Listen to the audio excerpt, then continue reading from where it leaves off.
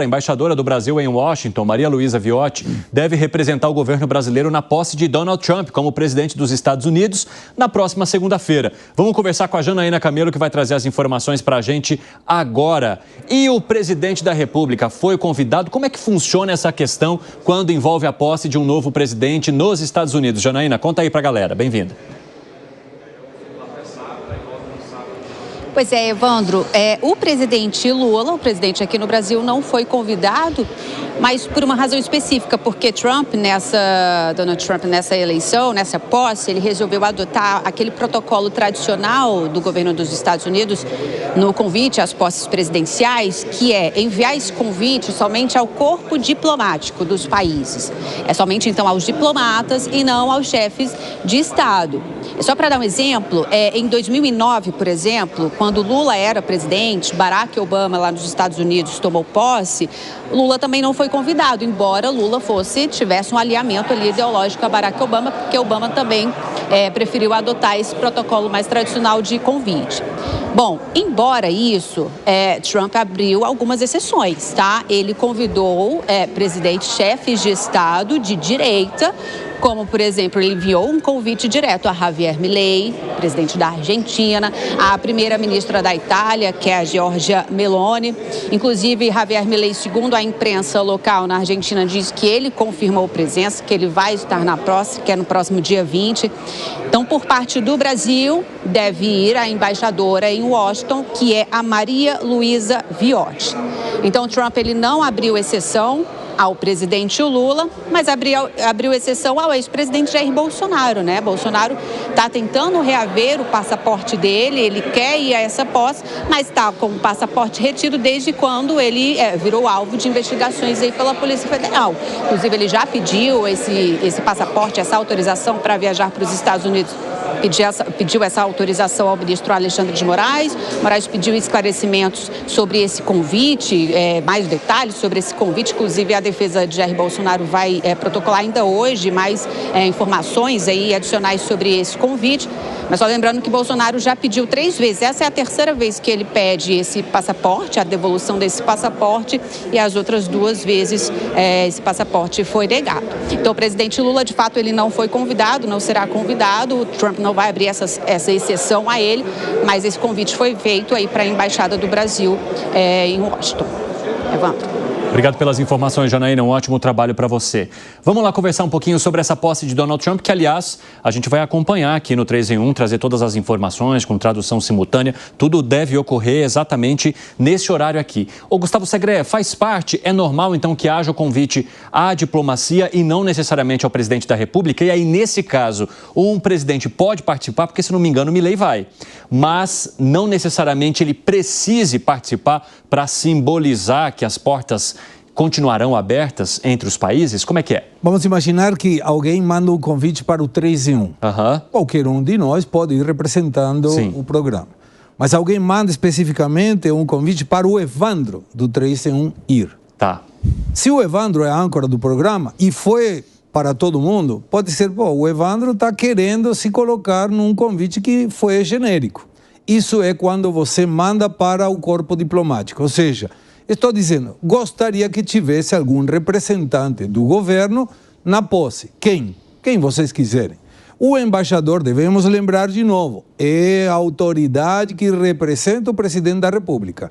E estamos colocando o Brasil, o governo, no mesmo patamar. Mandar um embaixador para a posse de um ditador e mandar um embaixador para a posse de alguém que foi eleito democraticamente. Essa igualdade não é boa para o Brasil. Do ponto de vista diplomático, me refiro. Mas aí tem uma cutucada, porque o presidente eleito Trump convidou especificamente ao Milei, à primeira-ministra de Itália e ao presidente Bolsonaro. Então, não colocaria em bons lençóis dizendo, eu convidei ao Bolsonaro, que não é presidente, e coloquei um convite diplomático para o corpo diplomático do Brasil. Imagina se fosse o presidente Lula e o presidente Bolsonaro está lá também, se for autorizado pelo STF. E o presidente eleito Trump dá muita mais atenção ao Bolsonaro que ao Lula. Como ficaria o presidente Lula? Então é normal, o presidente Lula não vai estar presente, tem coerência nessa determinação, mas mandar o embaixador que é necessário colocou o Brasil num problema, porque dia 10 de janeiro vai estar, já passou, o embaixador que representa o presidente da República avaliou, deu o seu aval para um ditador. E o mesmo representante, o embaixador nos Estados Unidos, participará da assunção do presidente eleito democraticamente. Coisas que a diplomacia brasileira está insistindo em nos colocar no problema. Inclusive de um governo que se coloca contra a ascensão dos Estados Unidos à Venezuela, né? Então, de alguma forma, isso deve gerar algum... Contraditório. É difícil encaixar essas peças. Fala, Piper. Não, veja, como a Janaína muito bem explicou, o presidente Lula não foi nem a posse do presidente Obama. O convite é feito ao país, a representação, enfim, diplomática, que acaba se encarregando disso. Então, não haveria nenhum motivo para que, de alguma forma, o presidente Lula reivindicasse um convite. Não vai mudar nada para ele, também não vai mudar nada para o presidente Trump.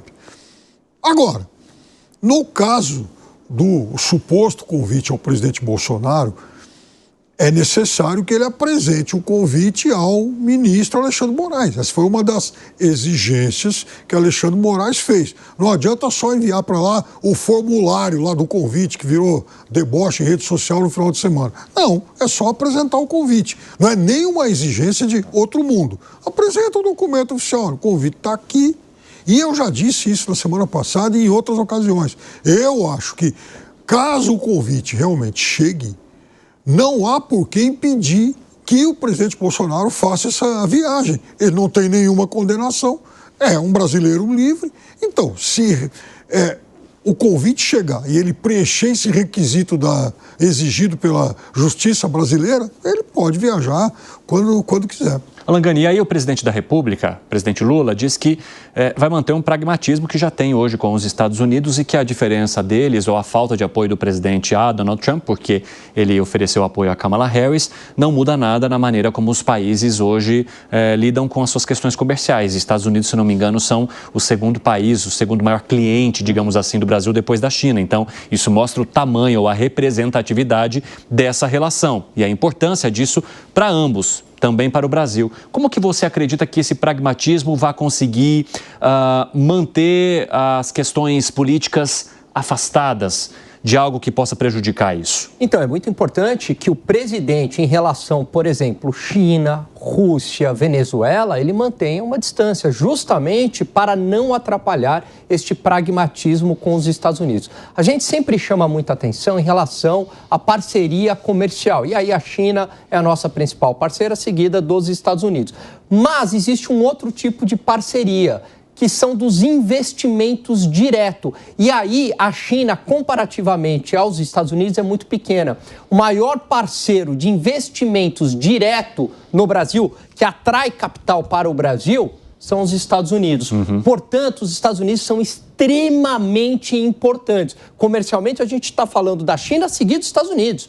Mas, em investimentos diretos, aí quem lidera são os Estados Unidos. Então, os Estados Unidos têm uma importância muito relevante, porque é uma importância tanto comercial quanto investimentos. Então, precisa manter esse pragmatismo e a melhor forma, mantendo-se afastado das outras questões ideológicas ligadas à esquerda.